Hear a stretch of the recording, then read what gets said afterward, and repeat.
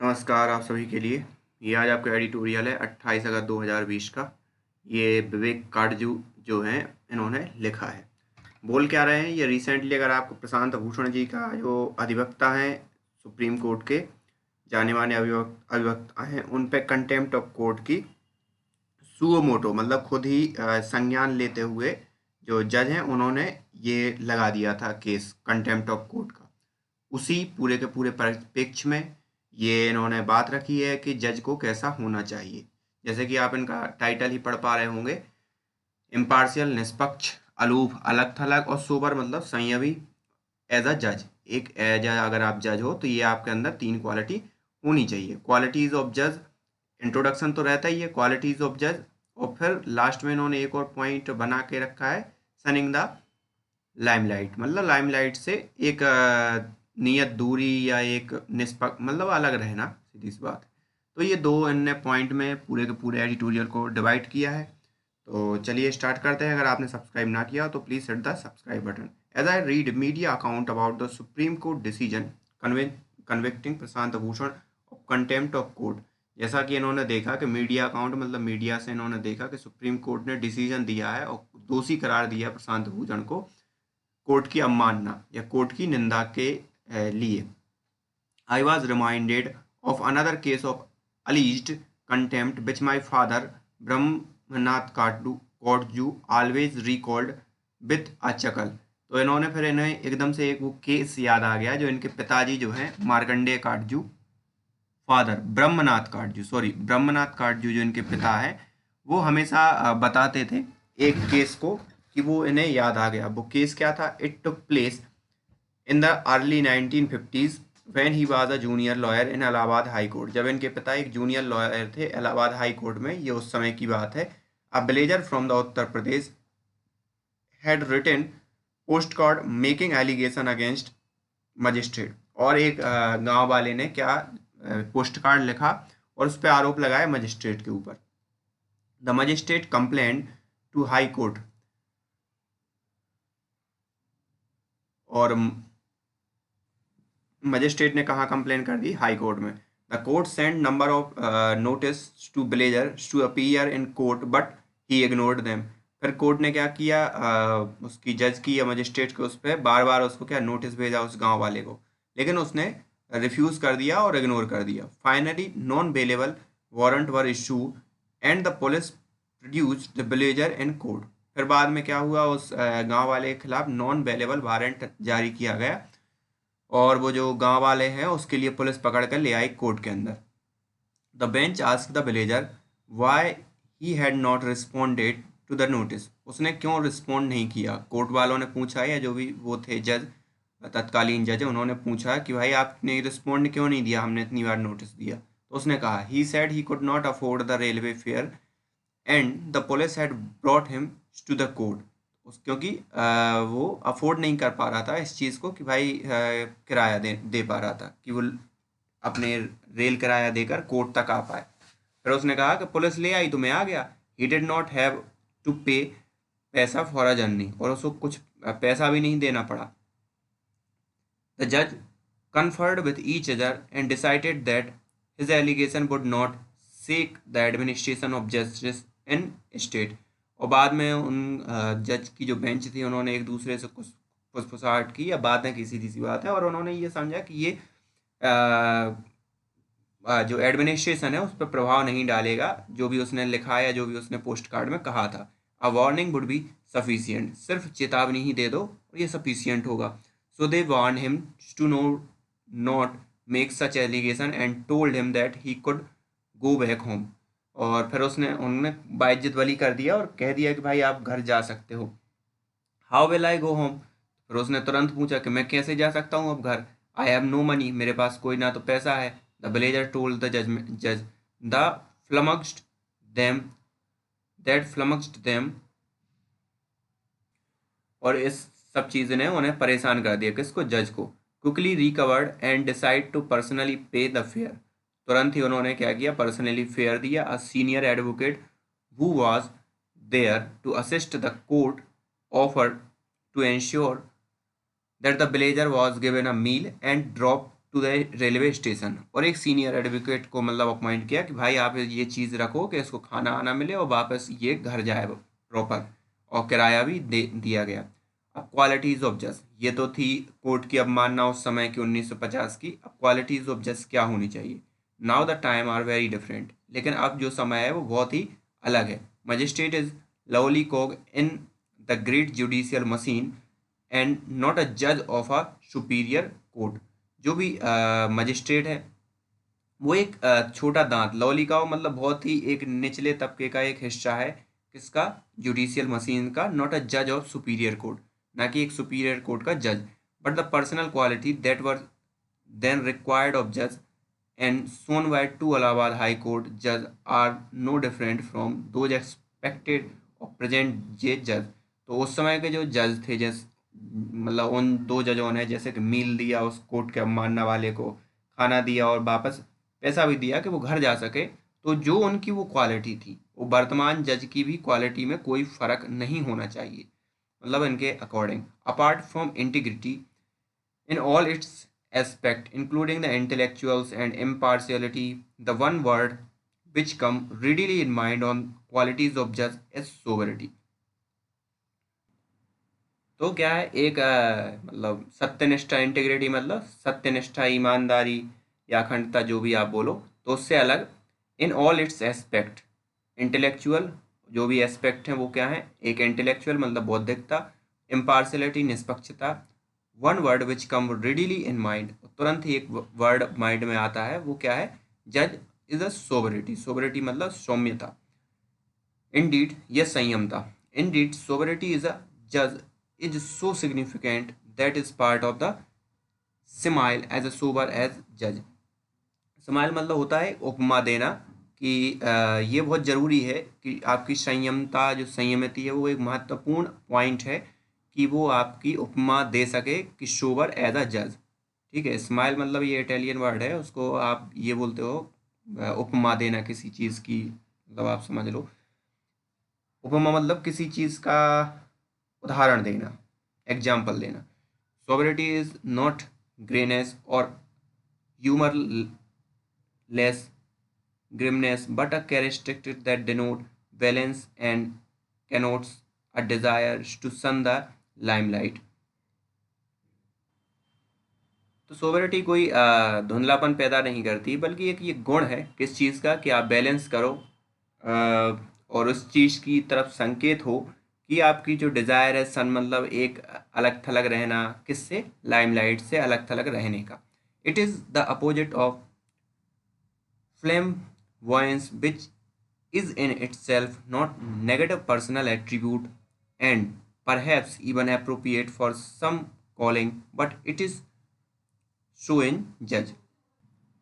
फ्लैम्बोयंस मतलब भड़कीलेपन से, तो ये एक अपोजिट है भड़कीलेपन से, which is itself not a negative personal attribute, जो एक नेगेटिव पर्सनल गुण नहीं है।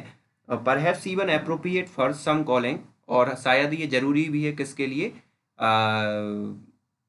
कॉलिंग मतलब उसकी ज़रूरत है जज के लिए। तो जज in the past and most now to avoid being flamboyant, जो पास्ट में जो जज हुए हैं और जो अभी है मोस्टली, वो अवॉइड करते हैं कि वो चमकीले या भड़कीले दिखाई दें, या मार्केट में ज़्यादा, सीधी सी बात है, अपनी मार्केटिंग करें, या जो चीज़ें हैं वो उजागर करें अपनी चीज़ें। सोबरिटी एंड फ्लैम वॉयलेंस मतलब संयमता और भड़कीलापन आर रेलेवेंट मतलब प्रासंगिक हैं in the Prashant Bhushan case, but have not received any focus, लेकिन वो कोई इस पर फोकस नहीं दे रहा है। दोनों ही प्रासंगिक हैं इस चीज़ को देखते हुए, लेकिन कोई इस पर फोकस नहीं कर रहा है। This is because the supreme court has avoided the comment of chief justice of India's photograph which has been in manner the origin of the present action. ये ऐसा इसलिए है क्योंकि सुप्रीम कोर्ट ने उस पॉइंट को ही इग्नोर कर दिया है जिसमें कि ये बात हुई थी उनके पिक्चर की, या उनके इस भड़कीलेपन की, जो फोटोग्राफ है जिससे ये ओरिजिन था इस पूरे के पूरे विवाद का, जो वर्तमान एक्शन हो रही है। In paragraph 62 the court in the Bhushan judgment note, अब 62 के पैराग्राफ में जो प्रशांत भूषण का जो जजमेंट आया उसमें वो नोट क्या करता है कि first part of the first tweet that CGI ride 50 lakh motorcycle belongings to BJP leader at Raj Bhavan. तो बिलोंग कर रही है बीजेपी लीडर राजभवन का, नागपुर विदाउट अ मास्क और हेलमेट। उसमें ये इन्होंने लिखा था कि नागपुर में विदाउट मास्क और हेलमेट। तो ये 60 वाले लाइन में या 60 वाले जो पैराग्राफ है उसमें ये चीज़ शो हो रही है। This part of tweet can be said to be a criticism of CGI as an individual, not against the CGI as CGI। और ये जो पार्ट है कि मोटरसाइकिल बीजेपी वालों ने दी है, नागपुर में दी है और आप बगैर मास्क के, तो ये CGI का एज अ CGI विरोध नहीं है, ये CGI का एज अ पर्सन या इंडिविजुअल विरोध है।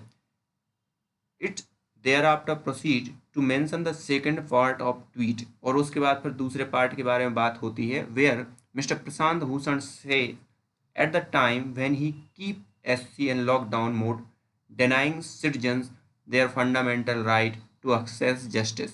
और उसी समय क्या है, सिटीजन्स को मतलब सिटीजन्स की बात नहीं सुन रही है फंडामेंटल राइट के बारे में, जो लॉकडाउन के कारण हार्म हो रहे हैं, आधारभूत राइट या आधारभूत राइट और क्या होता है उसको, अधिकार। तो वो क्या हो रहा है, डिनाई हो रहे हैं, तो उस चीज़ के बारे में ध्यान नहीं दे रही है। The court hold that second part of the tweet was critical of the CGI and was contemptuous. और ये अवमानना के लिए उसने कोर्ट ने सेकंड पार्ट को ठहराया, क्योंकि पहले पार्ट में तो वो पर्सनल वो था पॉइंट ऑफ व्यू, लेकिन दूसरे पार्ट में जब उन्होंने कहा कि ये सिटीजन्स की बात नहीं सुन रही है CGI और यहाँ पे मोटरसाइकिल पे बैठ के मतलब फोटो खिंचवा रहे हैं टाइप की चीज़। As the court has itself categorically opened that any comment on the photograph of CGI cannot attract contempt, citizens are safe from being hold up for contempt if they draw interference, as long as they do not make that a basis for making adverse comment about the CGI role in the administration of justice in the country। और court खुद ये मान चुका है कि जो भी comment है, फोटोग्राफ है CGI का जो कमेंट किया गया है, वो कोई भी कोर्ट की अवमानना को साबित नहीं करता है या वो नहीं माना जाएगा। Citizen are safe from being, और सिटीजन्स आर सेफ हैं इससे, लेकिन being hold up for contempt, contempt की तरफ कब खींचा जाएगा, अगर वो कोई भी इंटरफेरेंस ड्रॉ करते हैं और कोई भी ऐसी चीज़ बताते हैं या एलिगेशन लगाते हैं, तो उनके लिए, या जो एडवर्स कमेंट करते हैं, तो उनके पास एक बेसिस होना चाहिए, बेस होना चाहिए अबाउट द CGI रोल। और जो भी एडमिनिस्ट्रेशन है उन पर अगर आरोप लगाते हैं तो उन पर उनका एक कोई बेस होना चाहिए, बगैर बेस के आप वो नहीं कर सकते डायरेक्टली। तो ये चीज़ अवमानना के अंतर्गत आती है। This fortify the citizens to make observation on the photograph as well as changing the nature of convention regarding the personal conduct of judge of the superior court, so long as they do not imply any criticism of the judges। तो इस चीज़ ने 45 मतलब लोगों के लिए ये राहत दी है कि वो कमेंट कर सकते हैं और सब चीज़ कर सकते हैं अबाउट जज के पर्सनली, और वो कोर्ट की अवमानना के हिसाब से उसको एम्प्लाई वो उस कैटेगरी में नहीं रखा जाएगा। और दूसरी बात ये भी है कि जो चेंजिंग नेचर है convention regarding the personal conduct of जज, तो वो भी ऐसे मतलब क्रिटिसिज्म में नहीं आएगा। There too the court has discuss at great length how fair and constructive criticism of judicial functioning and court judgment without attribution of motive is healthy for functioning of Indian democracy. और यहाँ पे court ये भी discuss कर चुका है कि जो भी आपकी जुडिशियल फंक्शनरी है या जुडिशियल संस्था है या कोई भी, उसका आप किस लेवल तक या कहाँ तक आप उसका क्या कर सकते हो, क्रिटिसिज्म कर सकते हो। क्रिटिसिज्म करो, लेकिन किस मोटिव से करो कि उसकी अच्छी फंक्शनिंग हो डेमोक्रेसी के हिसाब से, तानाशाही, मतलब सीधी सी बात है, जज वो ना बन जाए मतलब कि फुल की अपने ही पक्ष में दे रहा है। तो ऐसी चीज़ें के लिए तो ठीक है क्रिटिसिज्म, लेकिन आप बेवजह में करो, आधार हुई ना हो, तो फिर दिक्कत है। A reputed wire service reported that people who were knowledgeable about the incident said that, तो एक रिप्यूटेड वायर सर्विस ने रिपोर्ट किया कि जो भी व्यक्ति इसके बारे में जानता है, इस इंसिडेंट के बारे में, उसने ये कहा कि CGI did not know who owned the motorcycle.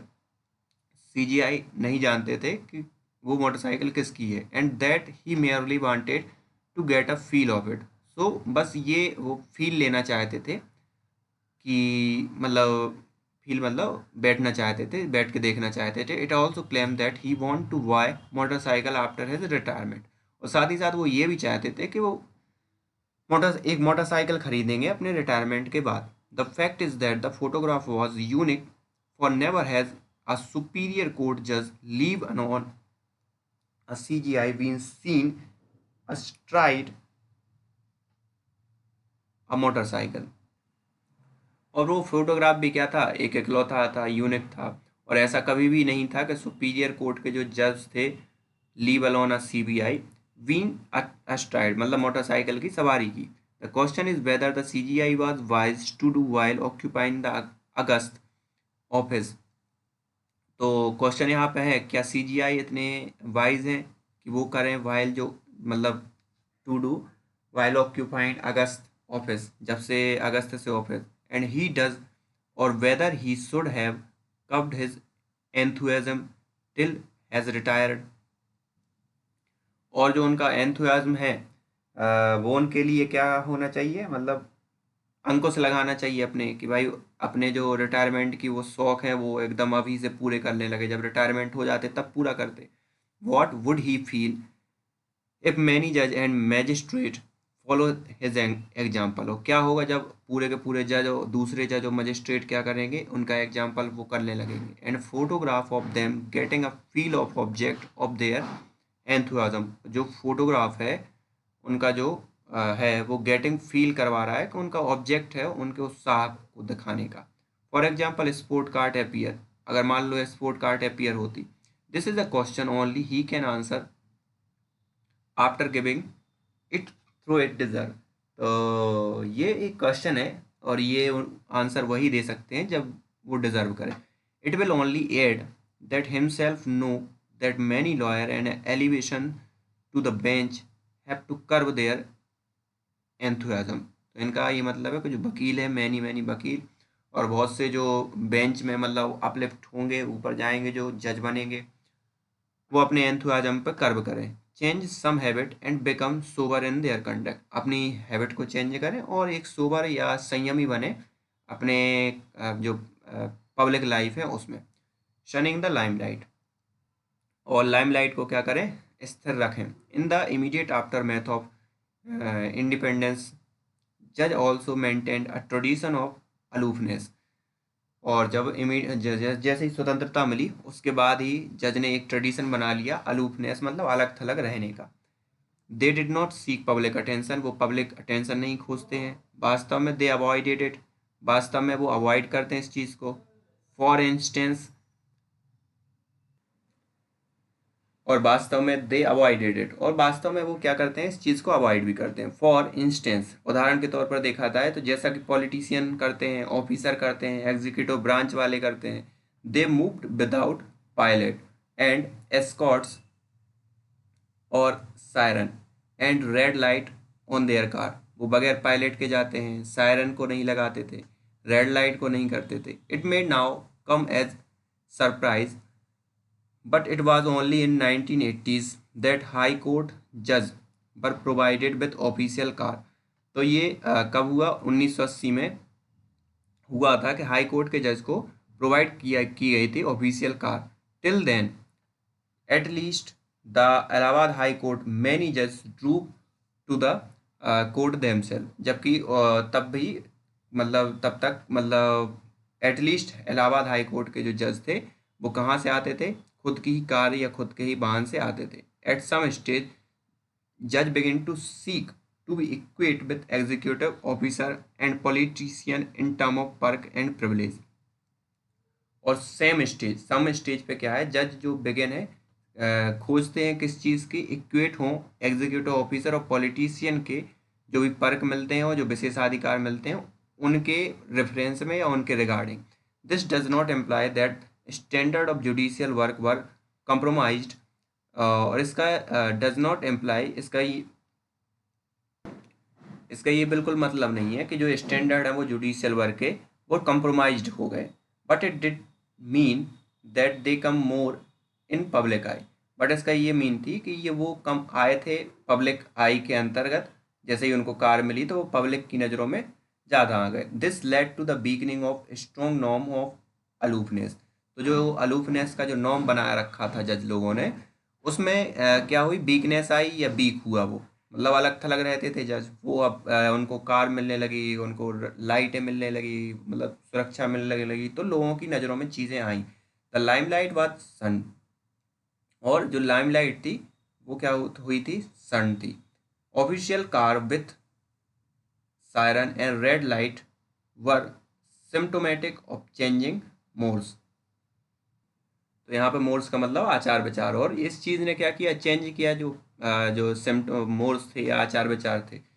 They was yet another tradition that most जज स्ट्रिक्टली अडेयर टू। और यहाँ पे एक और ट्रेडिशन था जो स्ट्रिक्टली पालन होता था जज के द्वारा। They mainly confined themselves to their judicial work and only spoke through their judgment. और वो अपने खुद को सीमित रखते थे अपने जुडिशियल वर्क में, और वो अपने सिर्फ जजमेंट के थ्रू ही उस चीज़ का बखान करते थे। This does not mean that they did not pursue there hobbies. इसका ये मतलब नहीं है कि वो अपनी हॉबी को समय नहीं देते थे या परस्यू नहीं करते थे। And right on non judicial subject, और कोई नॉन जुडिशियल सब्जेक्ट को नहीं लिखते थे in which they had expertise, but they avoided issue of public policies which may come before the court। तो मतलब वो मतलब अवॉइड कर देते हैं ऐसी पॉलिसी के बारे में, ये जो सब जब तक कि वो कोर्ट के सामने नहीं लाई जाती थी। Certainly they did not give their view on controversial political and social issue. और निश्चित रूप से वो अपने कोई भी विचार नहीं रखते थे किसी भी टाइप के जो कंट्रोवर्शियल और राजनीतिक इशू हैं उन पर। Largely this tradition continue to be pursue. और लार्जली एक बड़े व्यापक तौर पर ये ट्रेडिशन क्या हुआ, परस्यू हुआ। All in all judge of the superior court must even in this change time ponder deeply the old norm that earned them respect and public confidence।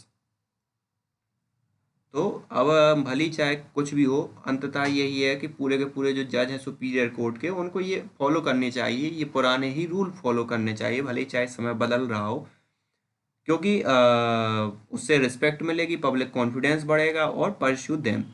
There is no surer foundation for judicial branch of the state. और यहाँ पे कोई श्योरर foundation नहीं है judicial branch की, कोई state का। तो ये पूरा का पूरा इनका एडिटोरियल था, और इन्होंने एक प्रकार से शिक्षा दी जज के लिए कि आपको कैसा रहना चाहिए, किन किन चीज़ों से, राजनीतिक चीज़ों से दूर रहो, अपने विचार ना रखो टाइप की चीज़। तो मेनली अगर बात करें तो इन्होंने 3 पॉइंट की बात की, निष्पक्षता, अलग थलग रहना, और सौम्य रहना या संयमी रहना। So this is the end of today's editorial. So thank you.